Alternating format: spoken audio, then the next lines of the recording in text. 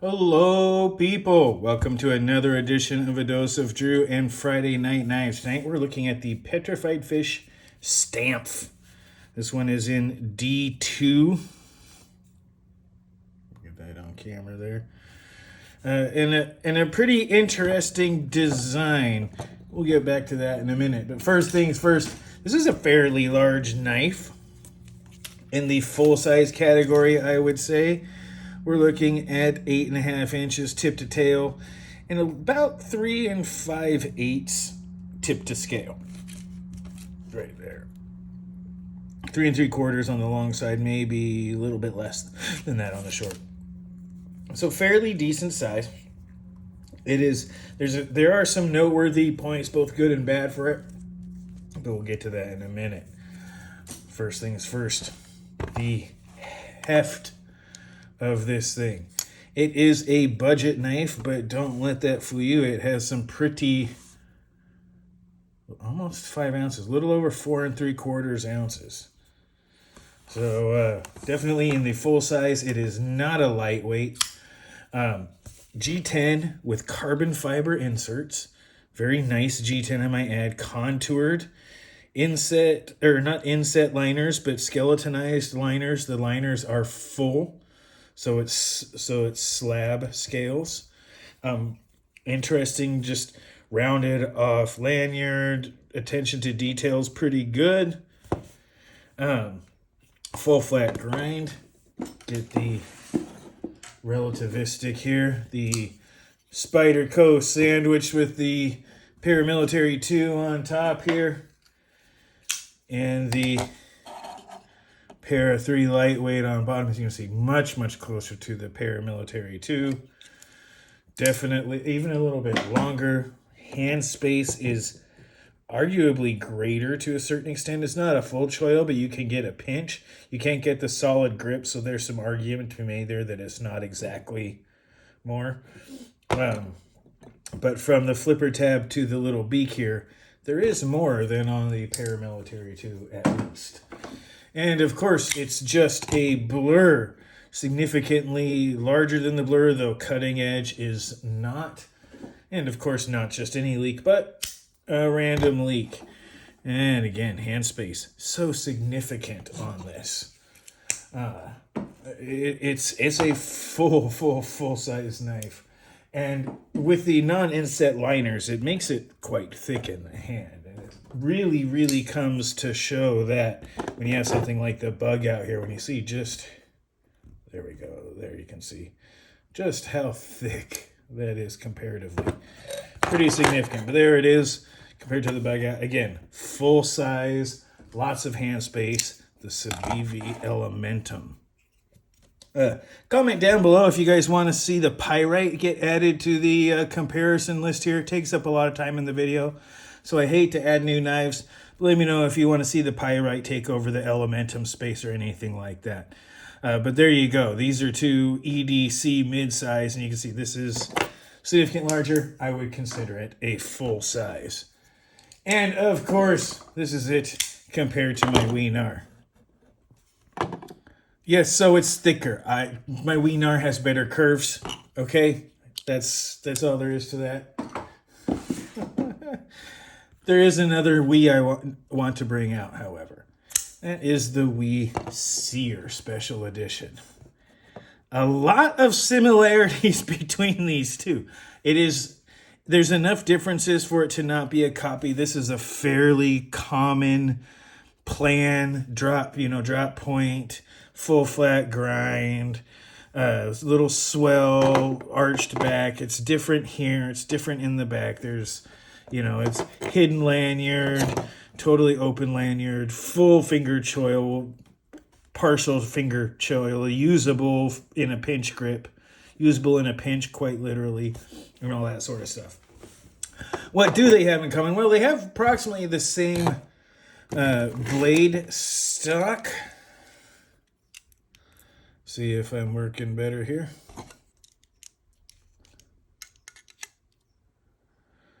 So 0.1155, right? And on the petrified fish is 0.1245. So you get a little bit more out of the, I'll even do it up here for those who, 0.1345. Uh-oh. Oop. And again up here. So 1245.13, right? Really freaking close. Before this thing goes out again, I got to get, because what else they have in common? What else does the petrified fish have in common? This ridiculously thin behind the edge. Let's see if I can get this before my calipers go out. I got to get new batteries. Oh no, that rode up, but it is, and I mean ridiculously thin. No. 10 thousandths, 9.5 thousandths, depending upon where I measure it and how close I get. It's around 10 thousandths behind the edge on D2. Right at the very base there, it is ridiculously thin. Let me see if I can't. This is hard to get with the thing going out, but let's see if I can't get it. Another measurement up close here. 10 thousandths. So yeah. There we go. Ridiculously thin behind the edge. I'm not going to, as you can see, the calipers are going out, so I'm not going to frustrate myself or the viewer with doing it again. But trust me when I tell you the Wii is somewhere in that 10 to 12 thousandths as well. And CPM 20 CV. Strangely enough, D2 in the ingots version, when hardened properly, is about as tough as M390, 20 CV, and all that stuff. So very similar in thinness behind the edge as full flat grind. Incredibly slicey for D2. And I mean, out the box, no stropping, done some testing. Like, just so slicey behind the edge. It ends in such a good way. It does a lot for the D2. It really does. I don't know about the edge retention, but the chromium carbide should give you a pretty good life. So a very interesting comparison here is part of the design and aesthetics, right? So there's a lot to be said. It's thicker. It's not a titanium frame lock. It is thicker all the way around, right? You can see that. It is ridiculously much more. The back spacer would maybe fit in there, but it is just ridiculously thick all around. It is contoured, heavier, all sorts of stuff. It is not the premium stuff it is, but the overall ergonomics, very similar. Great in the saber grip hammer, lots of room, even for my hands, so large or extra large should fit just fine. Pinch grip, there's just enough room to do a light pinch grip and have your finger there for light work, where you can maybe do something with it if you need to score. But it's really set up, you can pick a sliver. It's very, very light work. It's not meant to do heavy stuff because you'll easily run up on that heel of the blade right there and gouge your finger. So it is absolutely, and if you're going to do other stuff, you can choke up to a certain extent in order to get the scoring. In the scoring surface to show you can definitely keep your finger out with even a light bit. If you have kind of sausage fingers, you might have a harder time, and that choil isn't going to work so good for you, except for maybe in a light pinch grip. But it does allow for it, so that is nice. And the mechanics on are actually really good. Petrified Fish does a really good job on their action. It's really, really hard not to enjoy it. It's very flickable, extremely linear and controllable on the down, on how hard, you know exactly how hard it's going to hit by how hard you move it. So there's a lot there. Now, noteworthy points on this, it's a budget version of the Seer. There's enough differences for it to not be a copy that are even fairly obvious in just the squaring, the shaping, and so many differences, but it's close enough that you get a similar experience. And especially if you like the thicker contours where it's a little bit more hand-feeling, then this is actually a really, really good experience. And you get it for a lot less money. That kind of goes into the, intended purpose. This is a budget EDC version. This is a way to get a similar EDC experience for less money, and it still provides good value. I'm presuming, of course, that Petrified Fish has the D2 heat treated well. It's not You know, it's not terrible. It's not at like 58 or something like that. When we're talking like 5960 or so HRC. So you get a good strong edge behind there to maximize what little toughness D2 has. And I would bet that they have something like a 20 degree per side, which would make a lot of sense and make that edge both slicey and long living. So I think that's particularly good. It's a budget one. You can find these for relatively inexpensive in a full-size knife that's really engineered and thought out well. It does it incredibly well. And that cost to value ratio is up there. If you don't mind the heft, indeed, if it's a bonus to you, having a full-size knife that weighs more than 4 ounces is a bonus to you. This is a great budget knife. Incredibly slicey. Slightly thicker blade stock on the D2, so you got overall toughness on the spine. There's distal taper to the full flat grind.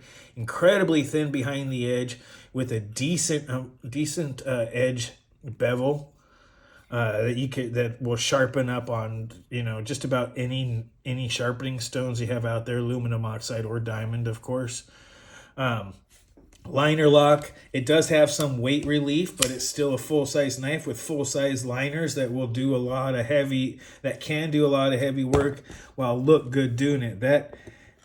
That little bit of carbon fiber on the G10 gives it such an incredible look for a budget knife that it makes it look much better. And G10 and carbon fiber both are long-lasting and really, you know, live up to the reputation that they have for being tough and great handle materials. G10 is fantastic, always has been, always will be. So that really kind of brings in it. The expectations, quite honestly, I wasn't expecting this to be this good. Petrified Fish does all right. I was a little concerned that this might be too much of a knockoff, but it is different in all the right ways. It's just enough to give you a similar EDC experience in the blade while providing a different experience for the user in the hand. And that's actually pretty cool.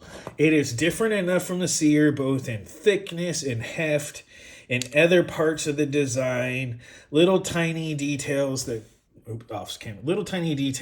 make it importantly different.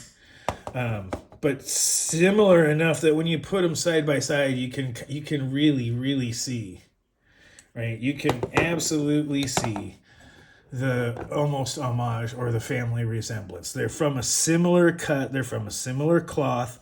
There's a lot of value to both with the premium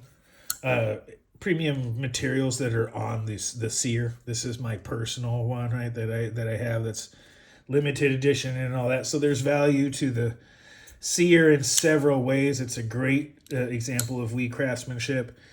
And Petrified Fish kind of did a very similar design that gives you a great cutting and EDC experience.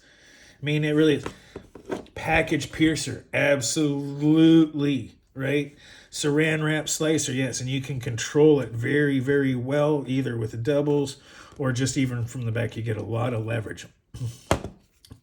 Balance point is way back, so having your hand back in the saber grip is rewarded with leverage at the tip. And it really gives you control having two hands on it. So yeah, you can do that. Cardboard carver extraordinaire. This thing destroys boxes. And it doesn't even really get marked up. Like there's a little bit of a rough spot through here where I've cleaned it up. That's not necessarily as smooth. Necessarily as smooth or reflective as some of the other spots. And this side doesn't even have it. Good coating. You know, it definitely will destroy boxes. And of course, it has a very comfortable reverse grip with that palm swell. So it is an envelope eviscerator extraordinaire. Does those EDC tasks for a very low price, making this extraordinarily budget friendly. And for its intended market and extraordinary value, putting it up at like $95 for that. And of course, I don't have any real requests because I have the higher value version of this. I mean, it's not exactly the same, but I already have the Seer. I already have a high value version of this. So honestly, it's more of the things that I thought the Seer could use, which would be a budget friendly version that this fulfills. And this would be an outstanding EDC knife. It's really hard to, the D2 is going to give you really good for the price, really good edge retention, some class leading edge retention. The geometry is fantastic and seems to really have been thought out to be using the D2 steel to its maximum.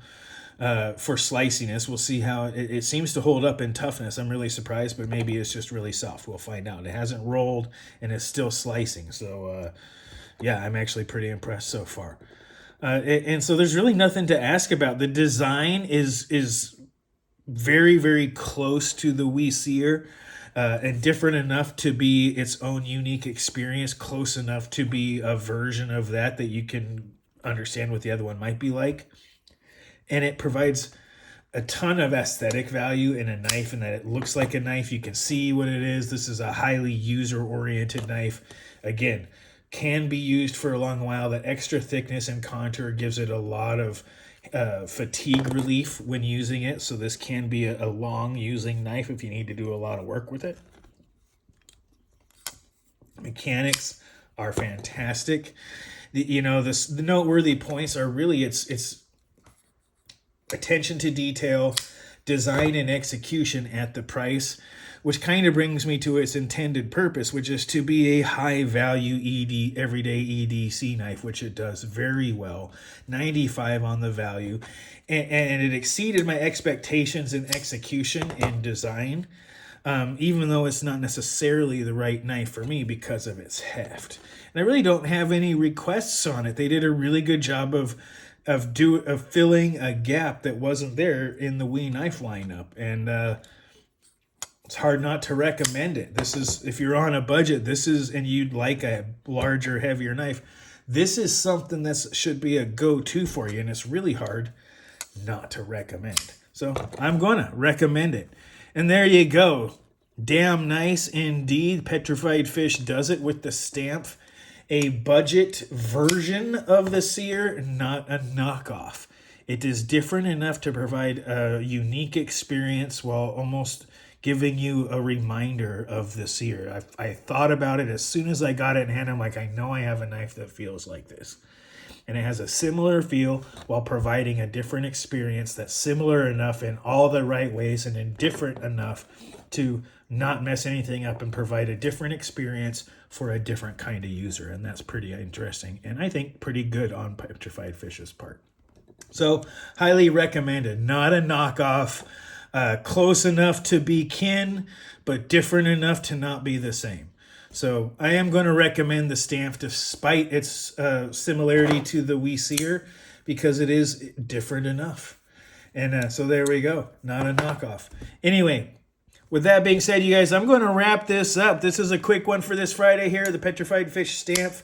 Go find it. You'll see my links and stuff. I've got a Kizer link for 5% off now and a Vosteed for 10. Those will be in the description.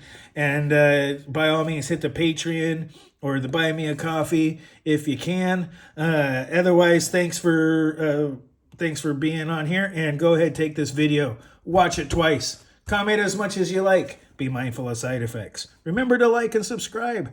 This has been your dose of Drew. I am said Drew. You guys have a great rest of your night.